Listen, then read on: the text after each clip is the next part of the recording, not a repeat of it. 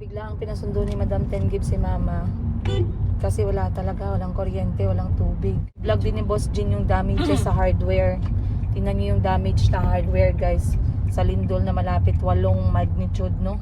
30 minutes, minsan 1 hour after the lindol. Ngayong araw, buong araw, halos every 1 hour, 30 minutes meron talagang aftershock. At yung aftershock niya malakas. Ay, ay, ay. Tingnan nyo guys. Slow down ka dyan. Slow down ka konti dito. Buho, oh.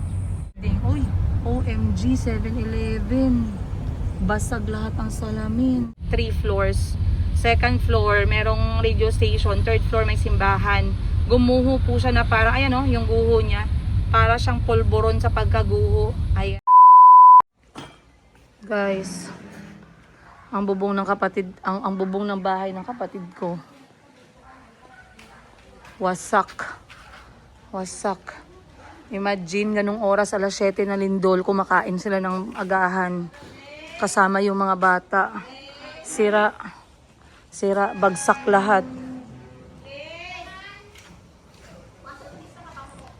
Check natin sa loob dito kung meron. Ano pa ba? Bukod sa walang kuryente. Walang kuryente buong araw na ngayon. Wala pa kaming tubig din. Kaya nandito kami, hindi kami makauwi pa. Check natin sa loob ng bahay kung anong babasag. May nabasag ka dito. Oh, yung jar ko yun. Wala nang isa. Oh, isang jar mo nabasag. Akin picture frame eh. Eto, buti hindi ito nabasag. Oo, hindi basag si Madam. Yan lang. Kahit sa picture frame, matapang talaga si Madam. Nabasag. Safety din Yung mga glass mo, no? Heavy duty, no? Hindi nabasag eh. Kami ang kwarto ni Ashley. Hindi talaga tumbang mga kabinet. Walang natumbang cabinet. What's that? What are you doing? Coloring. Color sila. Banging nice ha, wag mag-fight.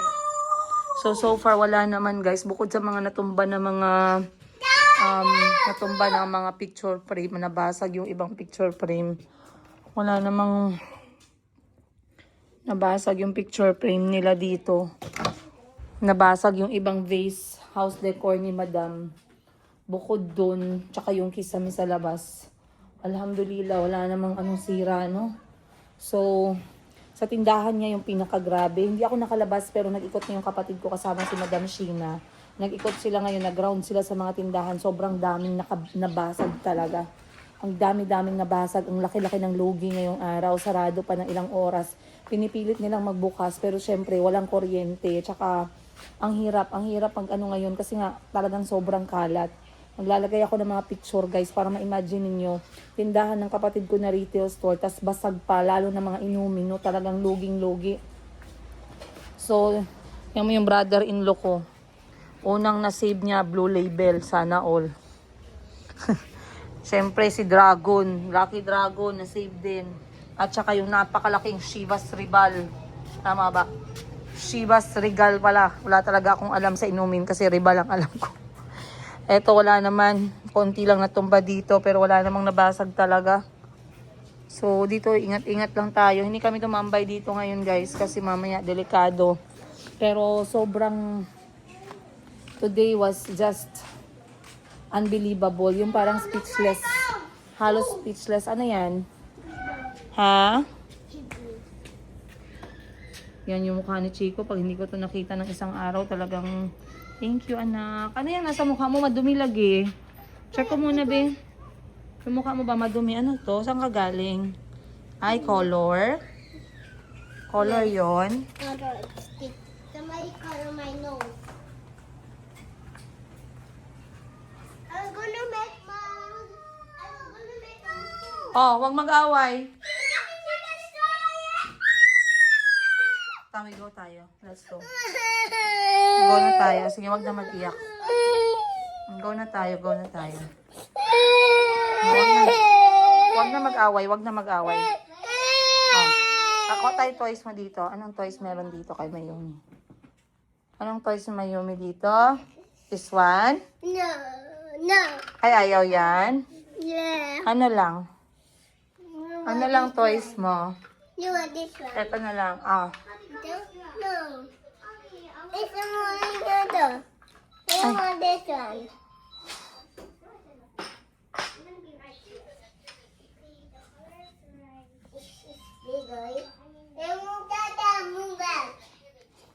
So, ngayong oras guys, hindi pa rin talaga ako nakaligo. Hindi ko ba alam, parang feeling ko loading na loading ako, no?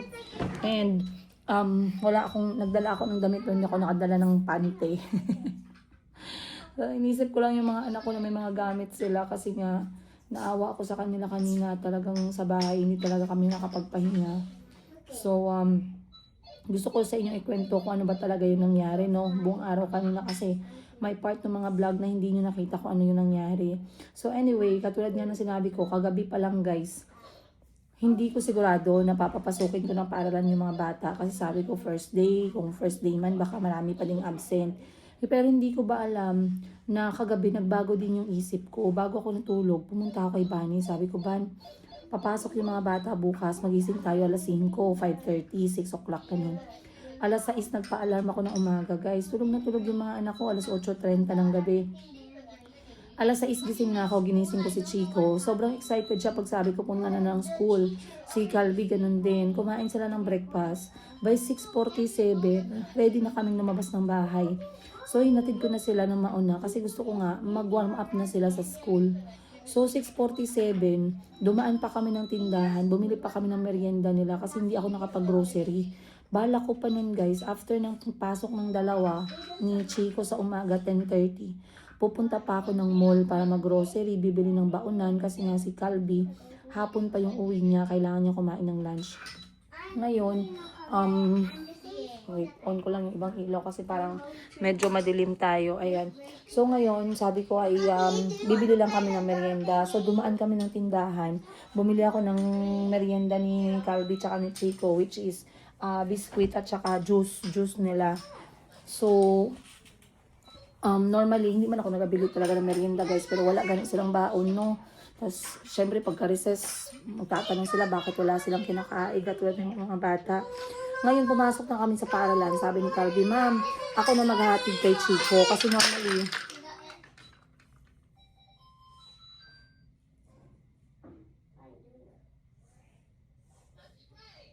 I don't like that manners. This one. Then you speak, you don't throw things. You want this one with that? Pick it up. No. Pick it up and put it back. No. Then mommy is not happy. Pick it up. No. Don't call me mommy. Come and say sorry. Come. No. Come and say sorry to mommy. No. Then I will go. Bye. Don't go with mommy, huh? I'm going.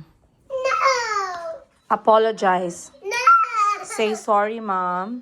Sorry, Mom. Come here. Come. Come. Anong sabihin?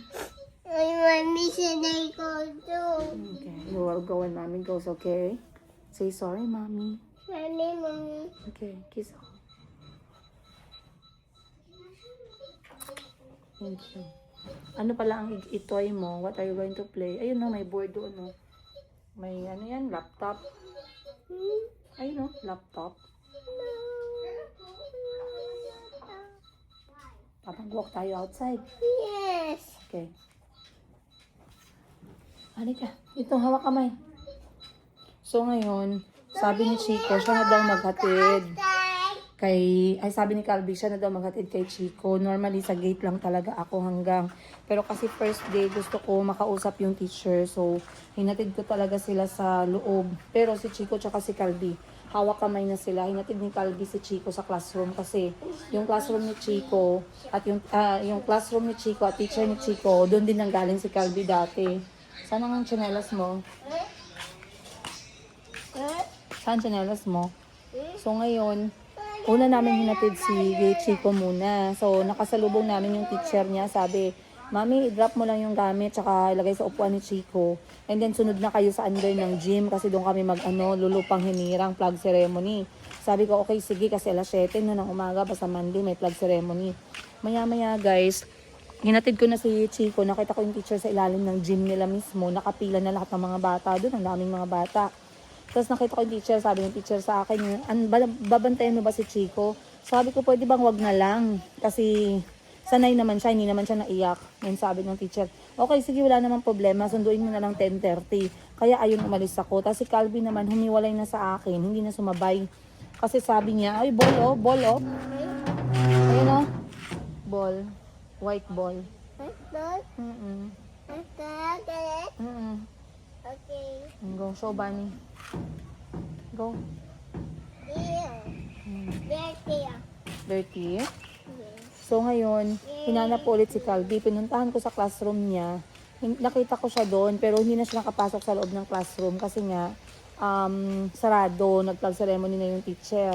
Ngayon, sabi ni Calvi, pupunta na lang daw siya sa linya nila, which is nasa ilalim din ng gym. Pinayagan ko na. Sabi ko, sige, antayin na lang kita dito sa harap ng classroom mo pag nakabalik kayo, tsaka ako aalis. Ngayon, nung sinisilip ko siya, na-check ko yung bag niya, wala pala siyang dalang tubig. So, bumalik pa ako ulit sa labas ng eskwelahan kasi doon ako nag-park. Doon ako nag-park ng kotse. Ngayon, pagkabalik ko sa sa labas ng school, bumili akong tubig ni Calvi. Guys, iniwan ko muna si Chico tsaka si Calvi talaga kasi syempre, sino ba naman mag-i-expect or mag-iisip, di ba, na may mangyayaring ganun, may lindol na grabe talaga. So ngayon, pagkabili ko ng tubig, bumalik ako agad. Nilagay ko yung tubig sa bag ni Calvi. Umupo pa ako doon ng mga ilang minuto. Sabi ko, antayin ko talaga si Calvi makabalik ng classroom. Kasi baka mamaya, alam mo na may kailangan siya or may gusto siyang sabihin. Kasi si Calvi, ang klase niya, alas 7 ng umaga hanggang 2:30 ng hapon. Si Chico naman, alas 7 ng umaga hanggang 10:30 ng umaga. So sabi ko, kung kailangan ni Calvi ng pananghalian na lunch, ihatid ko na lang pagka 10:30 kasi 10:45 yung lunch niya. So sabi ko, sige, wag ko na lang siyang antayin kasi kako okay naman siguro siya dito. Nakita ko na, silip ko na siya na nakalinya dun sa ilalim ng gym nila. Yung gym nila parang ganito lang din. Pero wala siya yung kisame. Bakal na siya diretso. Oh! Oh! Bakit? Bakit? Okay saman. Kuha ka ng labador doon dito. Lagay dito labador. Baba, di mo sige lagi lakman. Ikit ko si On. Kuha dito ng labador dito sa ganun. Oh, swim ka, swim. Swim. Swim ka, swim, swim. Swim. Okay na, kahit na. Swim na, swim na. Remove the skirt na. Swim na, swim. Ligo tayo dito sa water.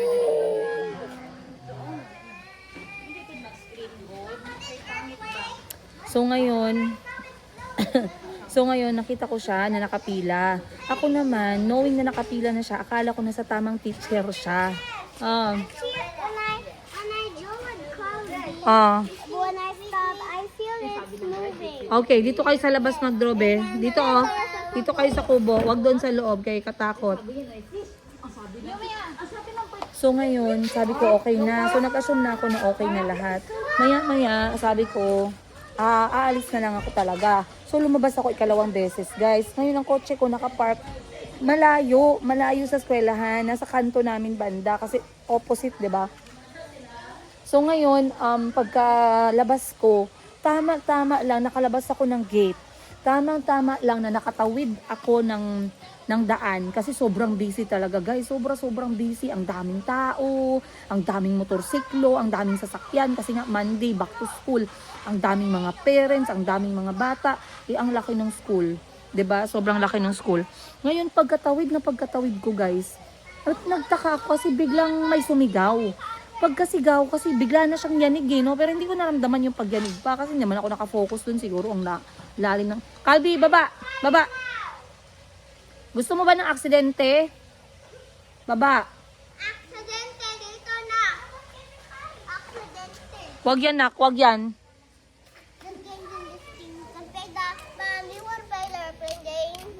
Wag lang muna ngayon kayo. Nag-work pa ako, oh. Wow.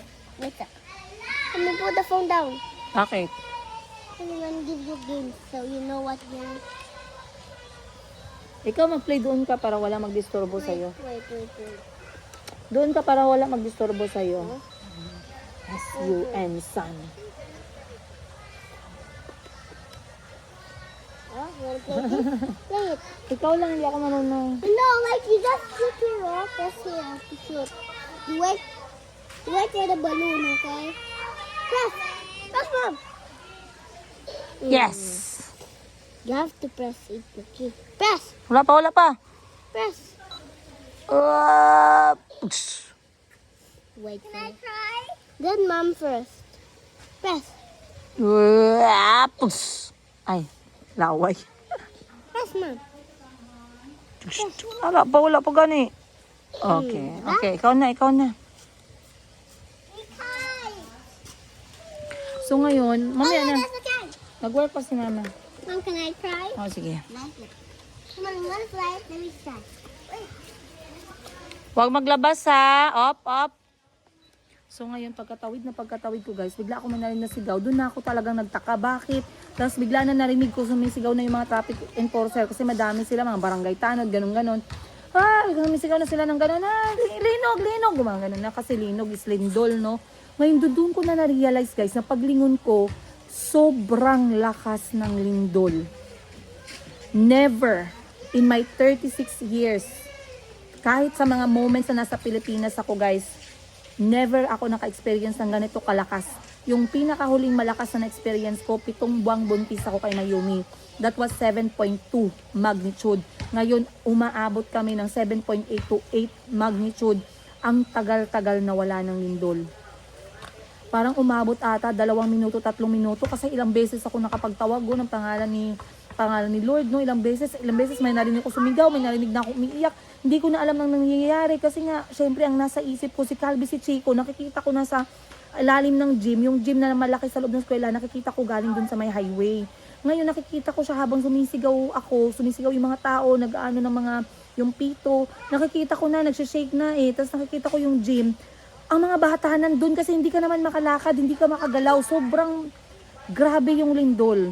Hindi man lang siya nagsimula ng mahina, bigla siyang malakas. So walang chance na makalakad kasi ako pinilit kong tumawid.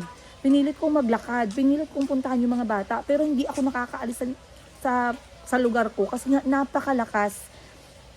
Talagang grabe yung takot ko guys. Yung wala kang naramdamang iba, yung takot lang. Tapos sa utak ko talaga nagpa-flashback yung huling kita ko kay Calvi tsaka kay Chico, no. Iyak ako guys kasi sabi nila wag ko muna silang iwan. Sabi ko iwan ko na kayo kasi big boy na kayo. Babalik ako mamaya, susunduin ko kayo. So, sabi ko sa kanila, nakikita ko yung gym, Lord, wag sanang bumagsak yung gym. Kasi mostly sa mga eskwelahan, bumabagsak yung gym. Lord, sana wag naman bumagsak yung gym. Kasi yung mga bata, lahat ng mga bata nandun. Lalo na yung mga kinder tsaka grade 1, maliliit kasi sila yung priority. Sila yung nilalagay sa may ilalim ng bubong. Sabi ko, Lord, wag. Kasi talagang, alam mo yun, talagang grabe yung iyak ko. Parang, alam mo, parang takot, parang gusto mong umiyak. Maya-maya, nung parang gusto ko nang tumakbo, nagsigawan ulit yung mga officer na mga tanod, ganun. Wag muna, kasi hindi pa tapos yung lindol. Pero wala na guys, hindi nagpapigil yung mga nanay, mga tatay, mga ate, kuya. Takbuhan lahat, stampede sa may gate. Stampede sa gate ng paaralan, stampede sa may gymnasium, kakahila ng mga anak nila. Ako hindi ko alam kung saan ko pupuntahan si Chico kasi hindi ko na nakita yung klase nila. Hindi ko din alam si Calvi, hindi ko na nakita. Pumunta ako dun sa classroom, walang tao, wala si Chico dun. So hindi ko alam, ang laki ng eskwelahan guys, ang daming bata, ang daming mga magulang, hindi ko alam saan sila pumunta. Maya-maya sa hanap ako ng hanap, nakita ko yung suot ni Chico na t-shirt kanina kasi yung suot ni Chico kanina parang may orange at saka black. Nakita ko siya guys, pero hindi ko siya biglaan nakita pa. Nakita ko may hawak yung teacher na bata, pero hindi ko alam kung si Chico yon. Kasi sobrang kabado ako dahil si Chico nga, first time niya na pumasok sa malaking eskwelahan. Ngayon ang kinatakot ko talaga, baka mamaya tumakbo siya bigla dahil hindi niya alam yung nangyayari. At mapasabay siya dun sa mga parents na lumalabas sa eskwelahan. So mabuti na lang, alam niyo yung itsura ko talaga, pagkakita ko kay Chico na hawak siya ng kamay ng teacher niya, talagang tinakbo ko siya guys. Tinakbo ko siya, niyakap ko siya, mahigpit talaga na bongga kasi yung, alam mo yun, yung parang anything could happen ganung klaseng lindol, anything could have happened. Ang liliit ng katawan ng mga bata, sobrang liit, napaka-fragile. Anong kaya nila sa isang malaking bakal? Anong kaya nila sa isang bubong, sa isang kisame, sa isang semento? Anong kaya ng katawan ng mga bata? Anong kaya nila pag natumba sila, nabagok yung ulo nila? Ang daming pwedeng mangyari. So nung nakita ko si Chico, talagang nakahinga ako. Ngayon may problema pa akong isa. Hindi ko alam nasaan si Calvi. Hindi ko alam kung nasaan si Calvi. So ngayon ang sunod, hawak-hawak ko si Chico, hawak ko siyang mahigpit. Hinanap ko na naman si Calvi. Ngayon hindi ko na siya makita sa field. So ang unang inisip ko, baka nasa classroom na, no? Pagpunta ko sa classroom, hindi, ang daming bata, hindi ko na makita talaga, guys. Mabuti na lang, nakita kong una yung t-shirt na pula na sumisilip sa may bintana sa loob. Guys, si Calvi po walang kasamang teacher. Si Calvi wala po siyang kasamang matanda. siya lang mag-isa. Siya lang mag-isa yung naghanap kung saan siya pwedeng pumunta. Kwento niya sa akin na pagkalindol daw, napaupo daw siya, hindi niya na nabantayan yung guro niya or kaninong guro siya lalapit. Napaupo siya, then gumapang daw siya. Nung medyo naghina yung lindol, gumapang siya palabas dun sa gym. And then pagkatapos niyang gumapang, pumunta siya dun sa classroom nila. Doon kami nakita, doon ko siya nakita na sinisilip niya. Kung nakita niyo yung in-upload ko na video, sumisilip siya sa loob ng classroom.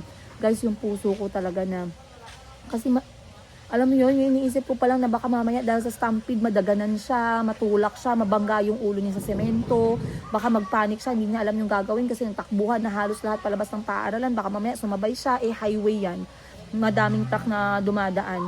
So, nung nakita ko mukha ng anak ko, sige go, okay na. At this point, wala akong alam kung anong nangyayari kay Bunny at kay Mayumi. At this point, ang iniisip ko lang si Chico at si Calvi kasi alam ko si Bunny, may experience na siya sa lindol sa bahay namin kasama yung mga bata. At talagang nag-drill na kami. Nasabi ko, whatever happens pag lindol, labas kayo agad. At huwag kayong tumambay sa merong poste, huwag kayong tumambay sa merong pader. Doon kayo sa wala talaga. So ngayon, hindi ko pa matawagan si Bunny kasi bago yung dala kong cellphone, walang number na na-save. Kasi wala naman, sabi ko, hatid ko lang, uwi din ako agad, di ba? Pagkalabas ko ng gate kasama si Chico tsaka si Calvi, gabi guys, ang dami ko nakitang nanay, nag-iiyakan, hindi na makagalaw, shock talaga yung iba, kakasigaw, hinahanap po yung anak ko, hinahanap po yung bata, hinahanap po yung anak ko, kasi hinahanap talaga nila, hindi na nila makita yung mga anak nila. Yung ibang kilala ko nanay nakaupo na guys, shock na, yung parang shock na may iyak na hindi maintindihan, sobrang lakas talaga ng lindol, sobra. Ngayon pagkalabas, nag-ring yung cellphone ko, sinagot ko, no? Tamang-tama, si Bunny pala, tumawag agad sa akin. Sabi niya, madam, okay ka lang ba? Okay ba kayo? Kami sa mga bata, nakuha mo na ba? Sabi ko, Bunny, okay na kami. Ikaw, si Mayumi, dala mo ba? Madam, okay na kami, nasa labas kami ng bahay. Medyo nakahinga na ako doon. And then,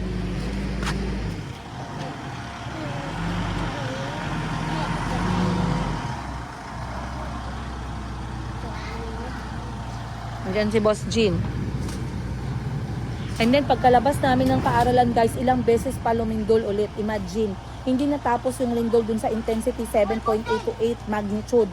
Talagang sunod-sunod pa yung lindol kahit nakalabas na kami ng paaralan. So nung naabot ko yung kotse, lumindol na naman ulit. Talagang yung kotse ko guys, talagang gumagalaw siya, ganun kalakas yung lindol. Na kung sinabi mong aftershock yun, aftershock na parang talagang grabe, malakas pa din. So talagang buti na lang yung mga tao dun sa kanto, kilala yung mga anak ko. Talagang binibigyan nila ako ng assistance ba kasi sabi ko, kukunin ko lang po yung kotse kasi tatakbuhin ko pa yung anak ko kung ano nangyari sa kanila, di ba? So ngayon, nung okay na, sinakay ko na yung mga bata, kabado naman ako kay Mayumi tsaka kay Bunny kasi hindi ko nga alam ano nangyayari sa kanila. Pagdating ko sa bahay, talagang tinakbo ko si Mayumi din si Bunny pumunta sa akin. Hi! Jean, may bola!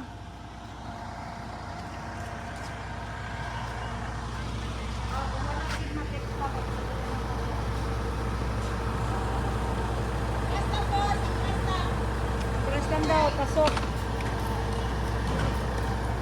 Ay!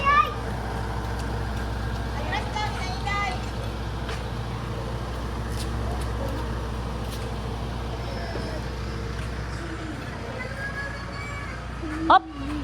Pag mag-throw ha.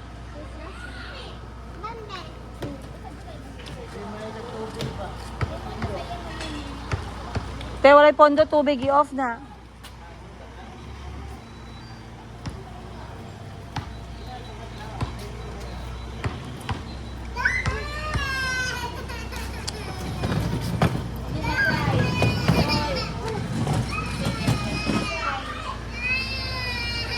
So pagdating ko pa sa bahay guys, doon pa talaga ako nakahawak ng cellphone.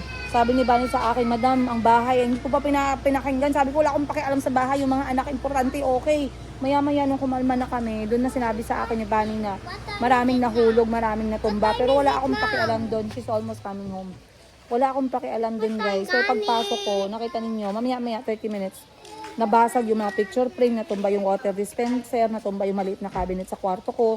Other than that, wala namang major na nangyari talaga sa bahay, alhamdulillah. Pero, hindi ko alam yung status ng bahay, yung status ng pader, status ng building, wala, hindi ko alam. Kasi nga, syempre, hindi naman tayo engineer, na natin malalaman.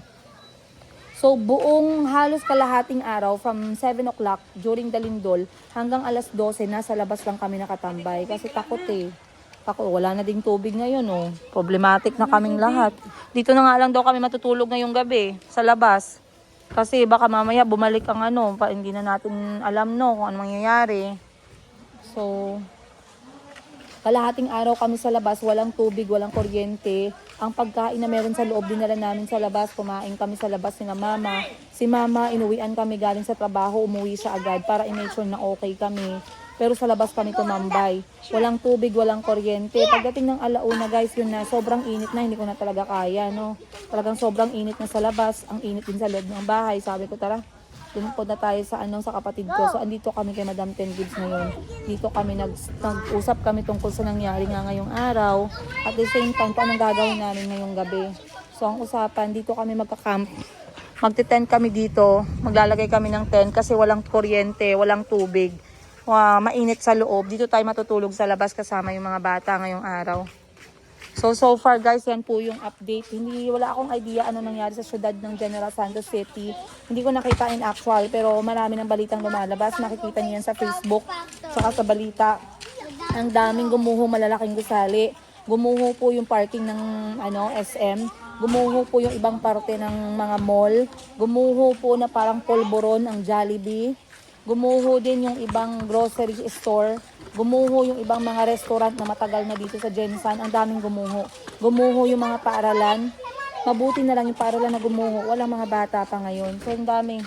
Ang dami. Sa lahat ng mga nag-message. Oh, si boss, okay kayo doon? Kamusta ang hardware? Okay lang, may damage, pintura, ang importante, safety yung mga staff. Mga staff. Walang ano. Ang doon, mga bahay doon, malapit sa tindahan. Okay lang mga bahay doon, ang damage talaga yung mga negosyante na may mga Mabasag. basag, mga inumin.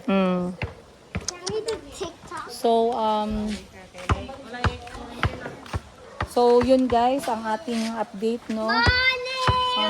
Sa lahat nga pala ng mga nag-message, nagpadala ng prayers nila, nag-comment sa vlog natin, nag-send sa akin ng personal private messages. Maraming salamat sa inyo. Sa awa ng Diyos, lahat po sila, si Calvi, si Chico, si Mayumi, lahat po sila ay okay po. Lahat ng mga kasama ko, pamilya ko, kapatid ko, pamangkin ko, lahat kami ay okay.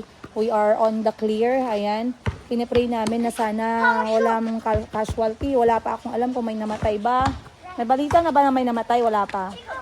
Ay marami daw guys. So makikinig kami ng balita ngayon. Mga natrap sa loob ng building kasi syempre ganung oras pumapasok na sa trabaho yung mga tao, no. Ang iba nasa eskwelahan na, opisina na. May mga opisina din na talagang ibang parte gumuho. So tingnan natin kung grabe talaga yung damage, pero prayers sa lahat ng mga naapektuhan, and let us stay strong and let us pray for each other in these times, no, of calamities. Ito talaga yung mga kalaban natin, yung walang warning, no. Buti pa nga minsan yung bagyo may warning pa, pero yung lindol talaga grabe, apaka-tridor. Anyway guys, maraming salamat. I'll see you on the next one. Let me know what you think. Let me know kung taga Gensan kayo, okay lang ba kayo, comment down below. And yeah, today has been shocking. Albi, may motor nak, dito ka. Okay guys, so bigla ang pinasundo ni Madam Ten Gibbs si Mama kasi walang kuryente, walang tubig. So ang gagawin natin ngayon, susunduin natin si Mama. Sisilip na din tayo guys kung kamusta yung syudad. Kasama ko si Boss Jean dito. Yan. Si Boss Jean, nag-vlog ka ba ngayong araw? Oo. Nag-vlog din ni Boss Jean yung damages sa hardware. Tingnan niyo yung damage na hardware guys. Sa lindol na malapit 8 magnitude, no? Pinakamalakas sa buhay namin so far. Ang isang pinakamalakas is 1976 which is 8.0 to 8.1. 1976 or 1974. Basta hindi pa kami napanganak nun. Then pero sa modern day, ito yung pinakamalakas. Grabe. Tingnan natin dito. Bukas tayo ng bukas na bintana. So far may mga negosyo pa naman na nagbubukas. Tingnan natin guys. Balik normal yung iba biyahe. Syempre alangan hindi sila uuwi, di ba, no? Pero kita nyo, sarado ang 7-Eleven. Nakatumba lahat ng mga case nila. Grabe ang pila sa mga gasoline station. Ang iba hindi na nabibigyan. Sarado yung ibang tindahan. Yung iba, lalo na yung mga benta nila na mapapanis, talagang patuloy. Vigilant ka, Jin, kasi baka mamaya biglang mag-aftershock. Kawawa yung mga nagbenta na may mga mapapanis, no? Kasi syempre, walang mga bata, walang pasok. Paano yun? Yan natin dito. So, ilan susunduin? Si Mama? Mama Chok, Mama daw. Si Babaricon. Si Mama din? Wala pala si Mama sa Bula? No, nadal sila ka sa Tiso. Okay. So, wala ka. Diretso ka lang kung saan ka magdaan, no? Basta madaanan mo. Sila mama. Oo. Basta madaanan mo yung Fitmart tsaka yung Jollibee kasi si Jollibee yung major talaga wasak, parang pulburon, guys. 3 palapag yun. Ground floor, second floor, third floor. Talagang first time. Hindi ko lang alam kung may casualty dun sa loob, pero alas 7 ng umaga, ang alam ko dahil nasa syudad yan, ang daming kumakain.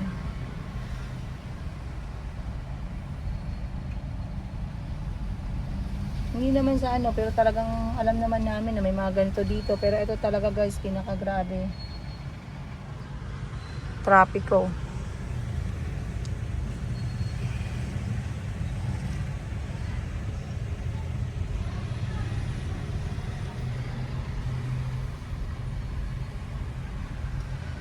Wala na namang tubig. So, ito sa group namin, guys, sa subdivision, may pader na gumuho. Ayan, oh. Gumuho yung pader. And then, wala kaming tubig, wala kaming kuryente. Oh, walang tubig. Ganyan yung mga review.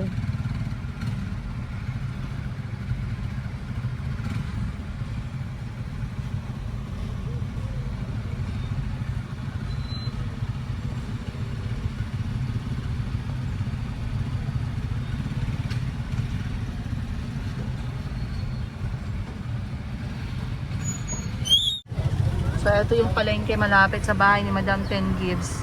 Parang wala naman, okay naman. Parang wala namang nangyari. Nagbukas as usual kasi nga, ayun, sarado sila. Mga wholesaling store, sarado. Dito bukas kasi mga gulay, karne no? Kailangang ibenta.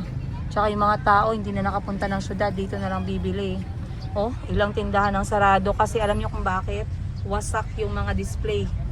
Mabuti yung kayo tindahan ni Madam Ten Gibbs na doon sa pinakadulo. Bukas siya kasi pagkatapos ng lindol, talagang lahat ng staff nag-ayos, nagbukas. Pero sinarado nila yung gate, hindi ka pwedeng pumasok. So kailangan mong sabi, ano ng kapatid kong isa, si Madam Bibi. Si Madam Bibi kasi nagmamanage nun.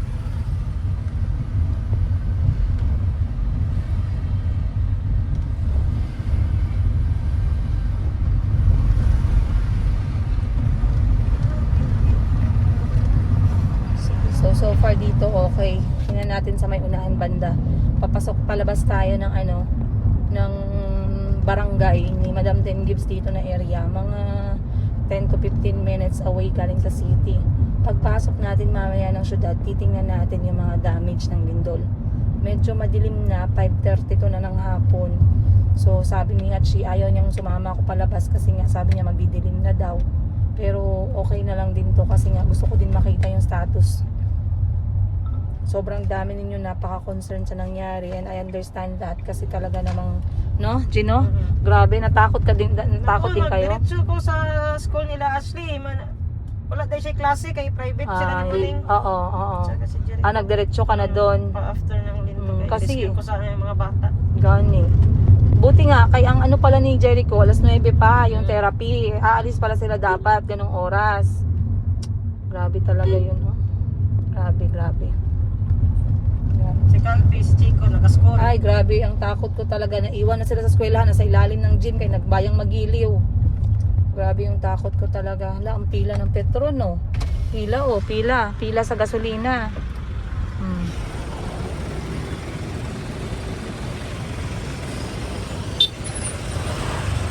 Kaldo na naman ang petron, no? Dami na sa gasolina, no?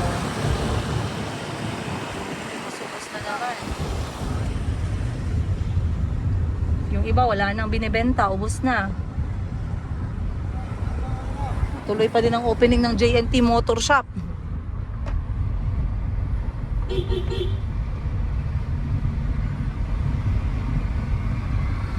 So, Grabe yung aftershock, no? Buong araw, no? Grabe ang aftershock talaga. Ngayon na ako nagkaroon ng aftershock kasi normally, aftershock guys, after mga 15-30 minutes, minsan 1 hour after the lindol. Ngayong araw, buong araw, halos every 1 hour, 30 minutes, meron talagang aftershock. At yung aftershock niya malakas. Hala, ang daming tao sa Shell. Paldo din si Shell ngayon. Hindi tayo sasabay sa dami ng tao. Antayin natin sila matapos. So, ang instruction ni Madam 10 Gibbs ngayon, wag mo nang uuwi ng bahay kasi wala namang mga tubig, kuryente. Sasama muna kami sa isang lugar lang. And then, kami magte-tent.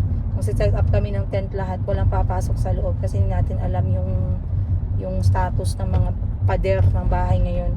I did remember mo nung unang lindol na 7.2, may namatay na mag-asawa kasi sa pader. Isang layer nga lang yun ng pader, patay silang dalawa no? Kasi ang ano pa lang yan, ang bigat. Parang iniisip mo, hollow block lang man yun, di ba? Pero pag nadaganan ka pala nun, di ba, patay ka agad. Kasi siguro hindi ka pa naman patay, pero hindi ka na makahinga. Ulo, maiko. Tamaan yung ulo mo and everything, no? So far dito na side, wala naman ako nakitang gusali na gumuho. Pero sa city mamaya, napakadami guys. Sana lang kung hindi na close road, sisilipin natin. Kasi talagang grabe. Grabe yung gumuho kanina. Parang alam mo yun, parang skeleton no? Na parang, wow. Eto, Rojon Pharmacy, okay. Dito sarado na lahat Sarado din dito Sarado lahat. Ayaw na nilang i-risk yung mga staff nila Malapit lang naman sila mama kasi nasa ano lang. Isang tindahan ni Madam. Sarado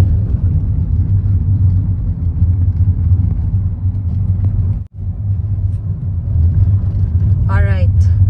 Papasok na tayo guys ng syudad ng General Santos City. So far dito sa dinadaanan namin ni Boss Jean, wala naman kaming nakitang gumuho, no? Pero katulad nga ng sabi ko, maraming negosyo yung nagsara ngayong araw. Pero dadaan tayo sa kung saan talaga yung epicenter.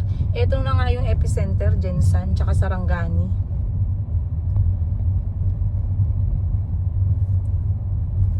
Ay. Tingnan nyo guys, slow down ka dyan. Slow down ka konti dito. Buho Dito tayo kasi baka mamaya may mga poste matumba pa yan, no? Sige, diretso yan, no? Grabe, Yung church ni Pacquiao napagsit sa taas. Lagi mga kutugin. Saan ka dito kanina? Saan? Sure. Ang simbahan ni Manny Pacquiao. Sira sa taas, ayun Sira sa taas, Sige, diretso tayo. Dito, nasa labas yung mga tao, nagpapaypay kasi sobrang init. Dito sa kabila, wala naman so far. Diretso, sarado mga negosyo.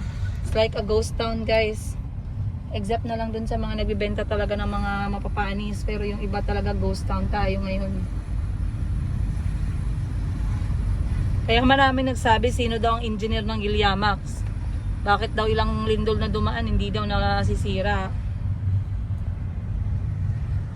May isang paaralan dito na sobrang guho talaga.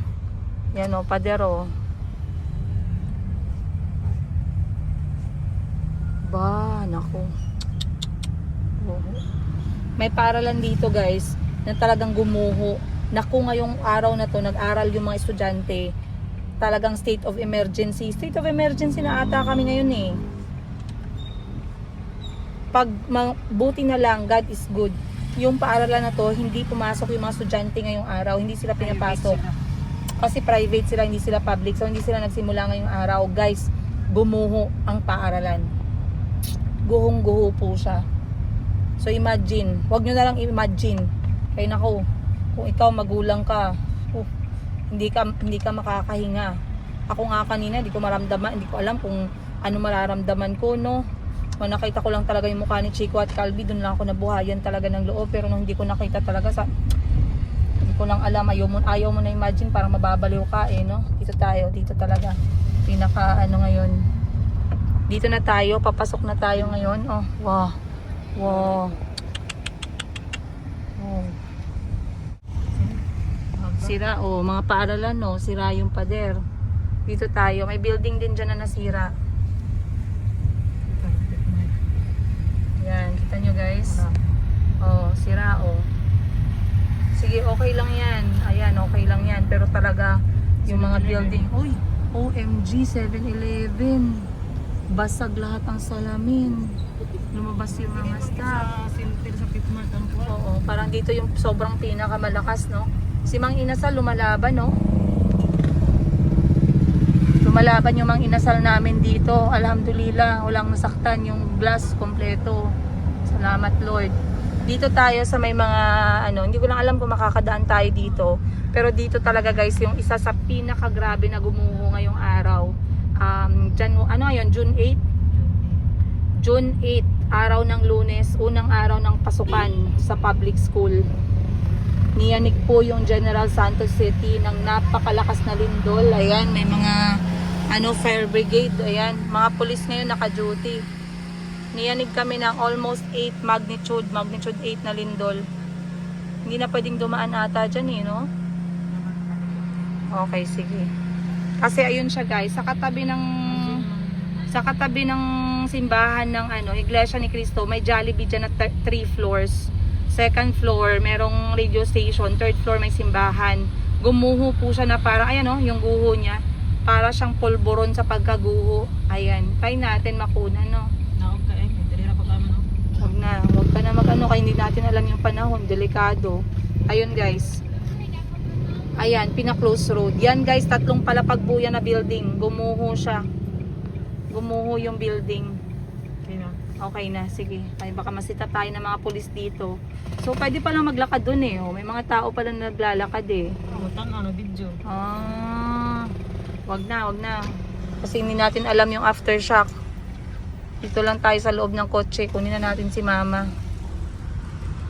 So, nakita ninyo guys, hindi man sa malapitan, pero at least may idea kayo sa epekto po ng lindol ngayon. Kasi alam ko marami sa inyo may mga kamag-anak sa General Santos City. Alam ko marami sa inyo may jowa na taga Jensan. Sana all. Sana okay yung mga jowa ninyo. Yung mga nanay ninyo. Sana okay, tatay ninyo. Buti na lang talaga yung mga pamangkin ko hindi pa na school ngayon guys. Kasi si Ashley nasa 3rd floor siya. 3rd floor si Ashley, no? Laking pasalamat ni Madam Ten Gibbs talaga. Sabi niya, Lord, thank you. At wala sa paaralan yung mga bata. Ako naman, laking pasalamat ko din talaga. Well, okay na sila. Kaya i-drop lang daw ni tata yung mga bata. Tapos, hindi pa siya nakaalis. Binalikan niya na. Okay, hindi makaya ni Madam Tets. Kasi nga, yung mga anak at estudyante niya, ang dami din.